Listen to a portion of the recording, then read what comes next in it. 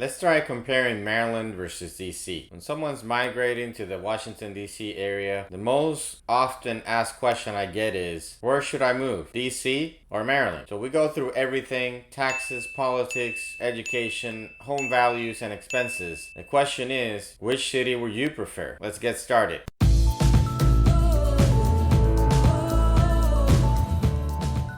Hey guys, welcome back to my channel. This is your first time to this channel and you want to know everything about working, eating, sleeping, living, playing, many other things here in the Maryland, Washington, DC area. And make sure you hit that subscribe button right below. Click the little bell so you're notified every time we do a video. And if you're thinking about moving, relocating, or coming here to stay, make sure to give me a call, shoot me an email, or send me a text message and I'll gladly help you out. We have a large number of people coming to the DC area, so we're gonna go over it all, and we'll start with the broad strokes of DC versus Maryland, then go a little bit more specific. I'll show you what you can get with your money if you pick Washington, DC, or if you go with Maryland. When people are deciding between Maryland and DC, the top three questions I'm asked are about taxes, politics, and school. We'll touch on all three and then dive into more details, but everyone's scenario is different. So Maryland has several counties, so you should consult with a real estate professional or even a tax specialist about your specific situation if that applies. The first is politics. Maryland has 2 senators and 8 representatives, while in DC, as we all know, it's not a state. DC does not have senators and it is not represented. Indeed,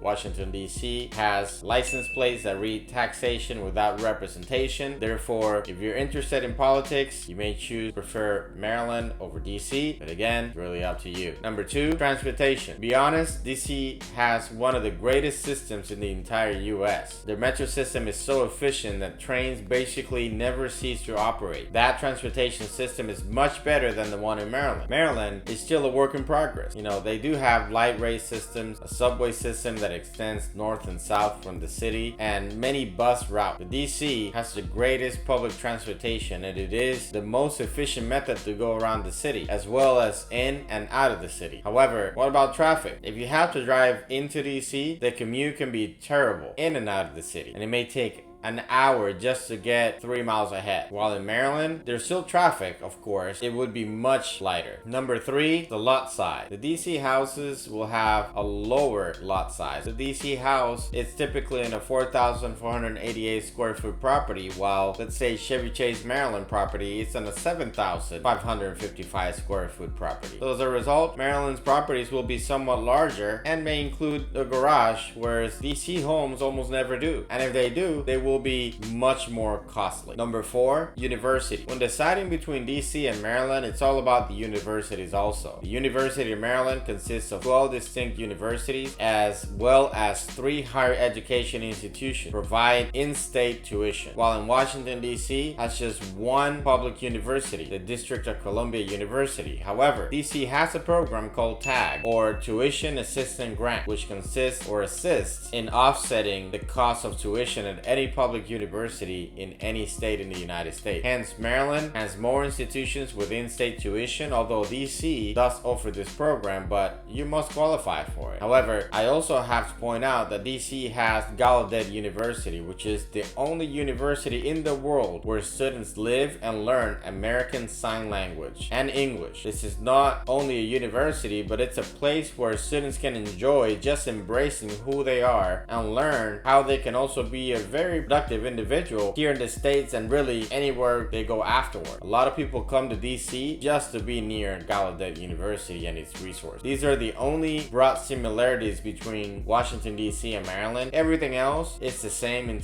terms of weather, entertainment, and dining. DC is clearly a metro area, more urban and multicultural. Maryland has increased its variety in terms of recreational opportunities such as mountain climbs, trails, lakes, and parks, etc. Number 5, taxes. Maryland's property taxes are much greater than in DC. Maryland's average property tax rate is 1.04%. In DC, the computation is somewhat different, but it comes out to roughly about 0.85. So assume you own a $300,000 property, it is assessed at $300,000, and you're qualified for the homestead deduction since it is your primary house. So this reduces the assessed value of your home to $224,300. using the 0.85 rate. You would owe $1,906. That implies your effective property tax rate would be 0.64%, calculated as your yearly payment as a percentage of your home's worth. The average effective property tax rate in Washington, D.C. is 0.56%, and as a result, there's a significant variance depending on where you purchase your home. Maryland and D.C. both have 6% sales taxes, which somewhat balances things out. And as I said previously, each county in Maryland has its own taxes, which varies depending on where you're purchasing. I hope you found all this information helpful. Thank you for watching. And if there's anything you guys think I forgot to include or say to somebody that should know before moving to Maryland, please leave it down in the comment section right there. Don't forget to give this video a thumbs up, share and subscribe. And if you found this video useful, check out this video right here to my left. That's it for now. See you at the next video.